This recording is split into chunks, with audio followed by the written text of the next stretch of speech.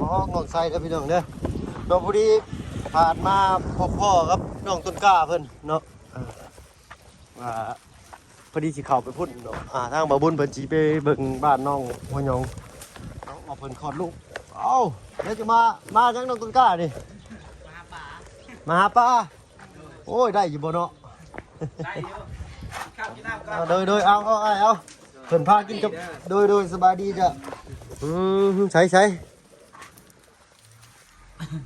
โอ้ตัวจากปูจากปลาจากพักอันนี้เนาะได้บ่หลาย โอ้ยหลายแล้วสำนีเครื่องของล่ะเนาะโอ้ยน้องต้นกล้ากับไปบ่มื้อนี้ไปโดยไปอันมีแต่เมื่อบึงเฮือนซานเจ้าผู้แลบาทนี่เนาะโดยก็ได้นี่เดี๋ยวให้ทางน้องชายเพิ่นแบ่งมาทางนี้ก็ได้เนาะแบ่งไปไผอีกให้น้องต้นกล้าบ่โดยไม่ชื่อเลยคนยังสิไปเอามาขาบเอาอันนี้ให้ทางบุญคงเด้อเอาไว้พายใส่กระเป๋าพอบอกพอแบ่งเด้อโดยอันนี้เอาน้องต้นกล้าเอาไว้พายใส่ปากกีนไปยิงนกบอลไปหาปลาในได้ยิงขึ้นได้หลายแฮะไปซ้อนกระซะแน่นี่ปลาขอกั้งนี่โอ้ปลาขอกั้งเนาะไปตั้งแต่9 โมงพุ่นจนเที่ยงเนาะพากันกินข้าวกินน้ำเลยบ่เนี่ยกำลังว่าสิเฮ็ดกินนี่นะปลาดุกก็มีกระปูก็มีบริถือไฟไปน้ำใช้อะไรกระปูกินนี่เขาค่อยคิดก่อนไงปูหินเนาะนี่เข้าปลาดุกมันฉิดมือได้ฮะระวังมันหนีบมือได้น้องเดี๋ยวป้ามีแต่ว่าสิไปเบิ่งบ้าน2 เงินซ่าน้องต้นกล้าพู้นแหละเนาะเป็นไรอันทางไอ้บุญคงเอาจักค่อยไปก็ได้แม่นแหละสิมายืมรถจักรกันได้เนี่ยเนาะเพราะว่าทางวงบุญเพิ่นสิไปเบิ่งน้องนั่นเลยนะเนาะเอาเบิ่งแบ่งกันนี่ให้ทางน้องมันใส่เพิ่นก่อนเนาะต้องใส่ให้เพิ่นกินข้าวกินน้ำที่เฮือนนี่ล่ะเนาะก็เด้อปั่นปลาให้ใส่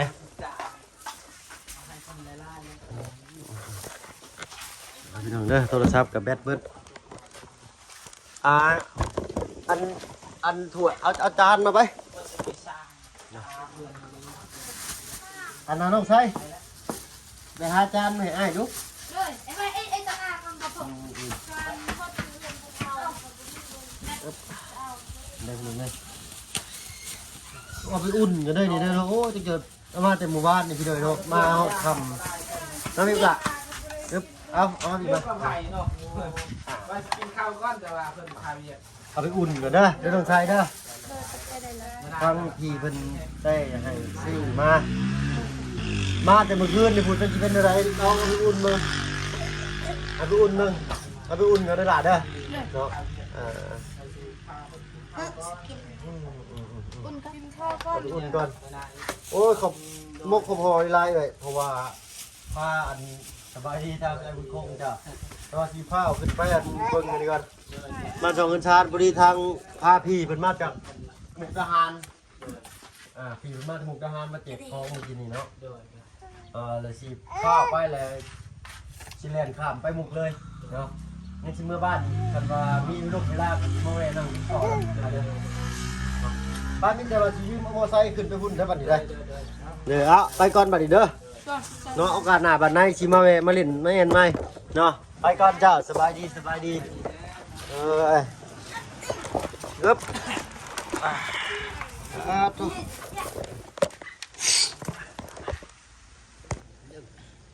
เอาเหนื่อยเนาะมาหอดจอดถึงบ้าน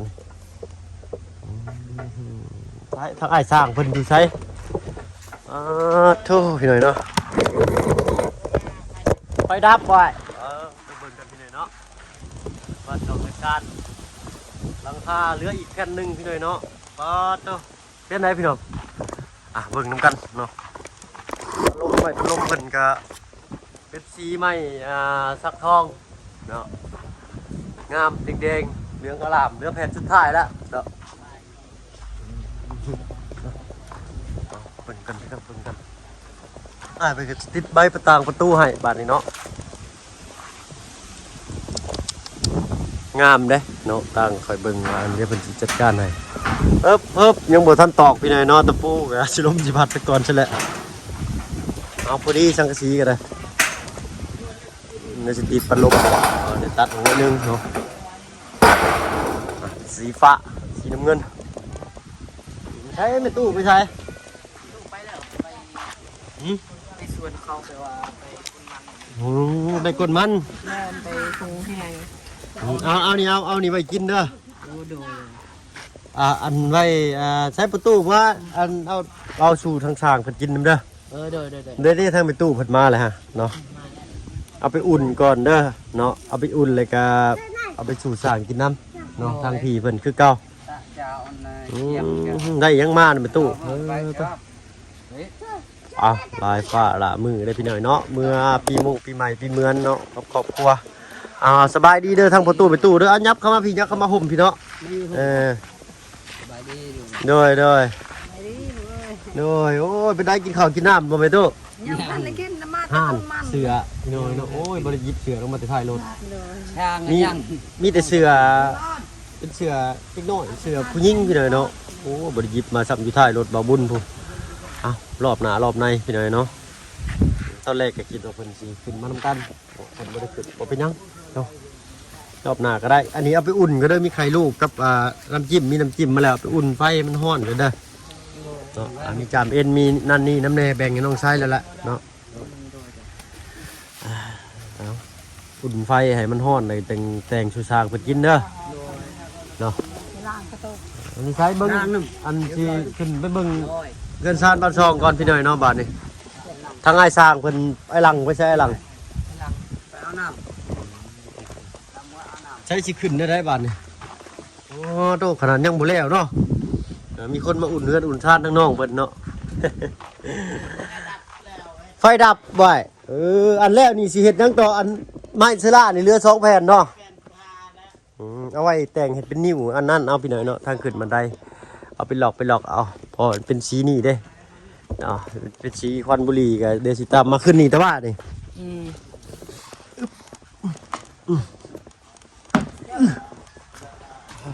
ไฟฟ้าเพิ่นดับเอาเน่นนาหน่อยเนาะถ้าเกิดว่าไม่เชล่าสีนี่มันเหลือเนาะเฮาก็สิให้เพิ่นเฮ็ดเป็นนิ้วตอกตกแต่งให้เป็นสีตกแต่งเป็นนิ้วให้เนาะสุดแล้วแต่ทางสร้างเพิ่นสิเอาแบบให้ได้เนาะไฟดับบ่ต้องคุณกะใส่โอ้โหกันไปเลยเนาะโอ้ใส่เหลื่อมตาอยู่บนเด้อเนี่ยนะเนาะเอาลุ่นเบิ่งแต่ว่า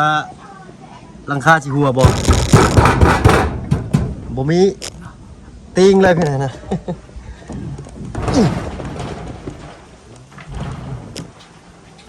ไห้บาทนี่น้องไปได้น้องต้นกะคักอยู่บ่ ค่ะ ไก่เลยเนาะอันทางพี่เป็นว่าสิให้อ้อมทั้งข้างก่อนแต่ตัวห้องนี่บ่เผาปิดก็สร้างเนาะเฮ็ดเป็นห้องโถงโล่งเลยเนาะเพราะว่าไม่เสียละ80หาแผ่นได้80แผ่นนี่โอ้บ่แม่นน้อยได้พี่หน่อยเนาะหลายอยู่เนาะตกดู9 ล้านปลายเนาะ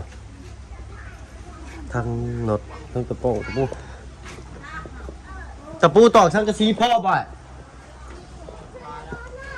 พ่ออยู่เนาะยันเลยตัวนั้นบ่พ่อแล้วพี่หน่อยเนาะนี่บ้าตัวยังนี่บึงนี่ยังอ๋อเป็นอย่างว่าเขาติดประตูมันมันคือนิ่มๆตกใจเลย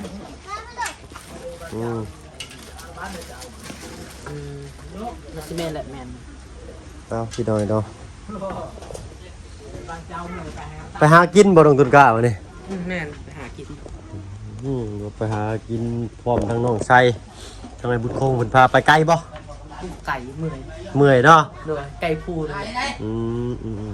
หนาวบ่ไปหนาวบ่บ บ่ คือบ่หาส่งตัวอื่นใช้ส่งนี่ไปใส่โรงเรียนนี่ บ่ช่วงนี้ส่งตั้งแต่ประถมพูด ส่งตัวอื่นส่งแต่เฮิงเนาะ โดย เอาบ่เป็นหยังเนาะกินข้าวกันยังมื้อนี้กินข้าวกันยัง กินกับปลากระป๋องนั่นแหละกินปลากระป๋องตอนเช้า ปลากระป๋องตอนเช้า โดย ตอนเที่ยงได้สะบัด เอากันยัง หา ว่า ป สิ ลาบ่ โดยหาปลาว่าสิกินเฮือนน้องไส้นั่นแหละเข้า ถ้าไอ้บุญโคไปเข้ามาอยู่บ่ เข้าประมาณ น็อตเน็ตเรือน็อตหนึ่งอยู่หลุมเนาะเดี๋ยวทางนายสิซื้อมาใส่อีกที่ไหนเนาะทางตอนนี้งบต้องมาเพิ่งกระเบิดไอ้เด้อพี่น้อยเนาะเอามีแต่ทางอ้ายเพิ่นสิตื่นมาอีกเนาะก็รอรุ่นเบิ่งพี่น้อยเนาะเนี่ยน่าดีเนาะประต่างประตูนี่ไว้ท่าทีหลังก็ได้เนาะให้ไม้แป้นแผ่นปูให้มันขี้ถ่วนก่อนเนาะตกงามพี่น้อยเนาะ นี่ยังบ่แล้วดิ ยังบ่ทันเล่ตื่นเต้นท่าอะไรทั้งน้องต้นกล้าก็เลยเท่าไหนนะนอนยังไม่บันไดอีกบันนี้น้องไม่หาพูดชิบหา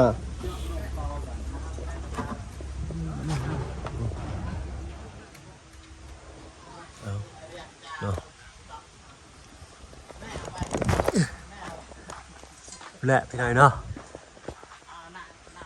งามอ๋อหรือไปได้ประตูงามอยู่บ่หลังคาสีนี่งามเนาะมักสีนี่เนาะเอาโมเป็นสร้างผมลืมยังไว้อยู่ทึงหลังคาผมลืมคนตีบ่หรือลืมมันยังว่าทันแล้วอยู่เนาะ เพราะว่าไฟฟ้าดับเด้ ไฟฟ้าดับ ก้อนแดด หน่วยแดดให้อยู่ห่มอยู่เงาก่อนเนาะมีแต่ตั้มมาคุงยกลูกซองลูกชิ้นนั่นแหละให้ทั้งช่างเพิ่นกินเด้อประตูเด้อเนาะคือว่าแล้วเฮากับบ่มีขาดเรือแต่ไม่ชละบัดพี่เลยเนาะเอางบทั้งหมดทั้งมวลนี่ก็เป็นทั้งพี่เพิ่นพี่เลยเนาะแล้วก็ไปแจ้งอ้ายเพิ่นไปแล้วแหละพี่น้อยเนาะทางเมื่อรอบก่อนนั้นเดือน1 ล้านเพิ่นก็ให้เป็นของขวัญแล้วก็ซื้อข้าวของขึ้นมานี่แหละพี่น้อยเนาะเอาเนาะทีใดก็ตื่มอีกรอบหน้ารอบในพุ่นแหละเนาะรอบนี้ก็ให้ทั้ง3เพิ่นติดหลังคาไปก่อนเนาะติดไปก่อนแล้วก็ค่อยเป็นค่อยไปอีกเนาะเป็นไดอันไม่แป้นพัดลมนี่งามบ่มักบ่สีนี่มักบ่เป็นสีไม้สักทองพี่หน่อยเนาะไม้ประดูแดงสั่นซะก้อนขึ้นอีกทีแล้วบ่ได้น้อยเลยพี่หน่อยเนาะ บ่แม่นแป้นนี่ ฮะ บ่แม่นแป้นนี่ บ่แม่นได้ประตูเป็นไม้สลา เวลา แม่น อันนั้นปูนเลยนะ เป็นยิบซ้ำ โด เป็นแผ่นยิบซ้ โด ำเนี่ย มันนี่ แม่นเลย ถ้าบอกว่าเอาเบิ่งไกลๆเบิ่งไกลนี่คือสิเป็นไม้ แม่นแน่เป็นลายไม้เด้งามเลยนี่ งามเลย อันนี้มันก็บ่ทนเด้ถ้าว่าเฮาบ่ไปทุบไปตีมันก็บ่แตกเด้ นะ เนาะถ้าว่าเฮาปะอยู่จังซั่นก็อยู่จังซั่นเนี่ย10 ปี20 ปีก็อยู่จังซั่นบ่มีแตกบ่มีหัก เฮาบ่เตะตองมันแม่นบอก อะไรประตู เตะตองมันก็ฮักตัว แม่นแล้วถือมันก็หักแล้วว่ะเนาะนี่ก็โอ้ดีมุกดีใจเลย เหนื่อย ตัวน้อยวัดเขาเฮ็ดแล้วแหละเป็นใหญ่ ไผก็ว่าจักน้อยเด้อพี่น้องเด้อเนาะโอ้สมส่วนเด้อบ้านหลังนี่บ่แม่นน้อยๆเด้อถ้าอ้อมพาข้างแล้วนี่แฮงสิคักกว่านี้เนาะเนาะใหญ่กว่าบ้านน้องอาเจืองอีกได้พี่น้องเนาะรูปทรง ลูกติงอีกโอ้ให้งามเลย เนี่ยลูกติ่งนี่อันน้อยอันให้ทั้งไอ้ลังเพิ่นไล่ลูกติ่งให้เด้อประมาณจักหมัดประมาณ4หมัดฮอดบ่โดยเอาให้ทั้งไอ้ลังเป็นไล่ให้แล้วก็เรื่องไม้คือไม้เส้นที่สิเฮ็ดผนักนะบ้านอื่นผนักเนาะเราจักเส้นเป็นรอบหน้าได้เด้อเนาะรอบนี้นั่นทั้งน้องผ้าอันทั้งพี่นโมเพิ่นเนาะข้ามมาจากฝั่งไทยผู้เพิ่นมาแจกข้าวของอยู่พุ่นแหละทางสะเลวทางบ้านแกงแปเลยอะไรกับชีฟ้าวไปส่งเพิ่นอยู่มุกอีกได้นี่สิข้ามไปมุกดาหารอีกเนาะไป2 คน3 คนทั้งพี่เพิ่นเนาะตอนแรกว่าสิพานนาจิมื้ออื่นมื้อฮื้อสิพานขึ้นมาเซโปนเนาะเบิ่งตื่มอีกว่า มียังเพิ่มเติมเนาะมียังขาดเหลืออีกแต่บ้านน้องต้นกล้านี่ขาดหลายเด้อพี่น้องเด้อเนาะแป้นเชื้อราก็ขาดเนาะแล้วก็ขาสร้างนี่เนาะทยอยมาเนาะพี่น้องตอนนี้ขาสร้างก็ยังบ่ทันมีเรื่องปูนนี่ก็แล้วหลังคาเพิ่นแล้วเพิ่นถึงสิเทเนาะบ่ยากดอกพี่น้องเนาะคอยเป็นคอยไปนํกันถ้าไอ้หลังเพิ่นไปไสก็อ้ายยังทางอ้ายยังบ่ทันได้กินข้าวบ่ ย่าง โธ่ผู้แล้วมีแต่อันอาหงเลยเนาะซอยอาหงมาตำผู้แล้วอันหาสุก1สุกแล้วเด้อไม่ตู้เด้อแต่ว่า นึ่งมัน เอามาอุ่น มันอุ่นกันตามเนื้อ เอาเนาะเอาสู่สร้างเพิ่นกินน้ำเนาะแบ่งกันทั้งน้องชายเพิ่นแล้วแหละเนาะชาวบ้านนี่มาสิบ่ขาดเลยนี่เนาะ ก็ไม่ได้กินข้าวเช้ายังทันกินคือกัน เฮ็ดอะไรยังบ่กินข้าวเช้าบ่ตู้ มันชักนั้นมันบ่แซ่บอยู่บาท บ่แซ่บอยู่ในปาก นั่นแหละ แม่จะไปก้นมันกับเขาแล้วก็มานี่ ถ้าก็มาได้นี่แม่จะเอาในปากผม ตอนแรกไป อันนี้เราบ่เรื่องเลยเราเช้าสูบยาสูบเห็นบ่เนาะ เช้าห้องแล้ว นี่เจ้าว่าหลักสูบอยู่กับจักเนาะ กินหักไม้ได้แบบนี้เลย โอ้ย แต่บ้านเพื่องคนนะ เลย หักไม้ ไม่ดียังฮะ หักไม้ว่าดีนิ้ว ดีนิวทางนี้เป็นนิวได้ไปเนอะเพราะว่ากินน้ำบ่ค่อยสะอาดปานใด ช่วย เนาะ ว่าบ่ได้เอามันเนาะเดี๋ยวไปดูจะทุกข์แล้ว รุ่นเบิ่งที่เลยเนาะ ใจละลายแล้ว สีปลาต้มนี่มันอยากจ้างไปบ่พี่น้องเนาะหรือว่าพอดีในโทรศัพท์มาเบิ่งเห็นก็บ่อยากคักปานใดพี่น้องเบิ่งก่อนสิข้ามไปมุกมานี่พี่น้องเนาะ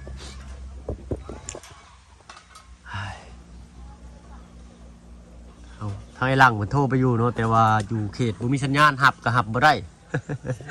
อยู่บ้านสะแล้วพี่น้องเนาะก็เลยปุแหละโทรมาหาเพิ่นเนาะอ้ายเพิ่นว่าสังกะสีสิติดแล้วเลยเด้อเพิ่นว่าเนาะเหลือแผ่นสุดท้ายเพิ่นถ่าบ่จักนี่เนาะทางไอ้หลังเพิ่นถ่าบ่จักแผ่นสังกะสีแผ่นสุดท้ายนี่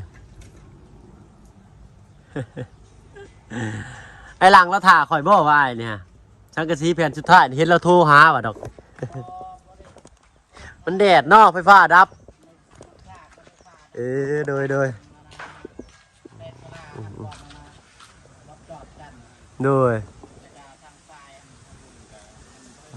ตัวงามเลยพี่เนยเนาะเอามีเวียนวักออกมาหน่อยนึง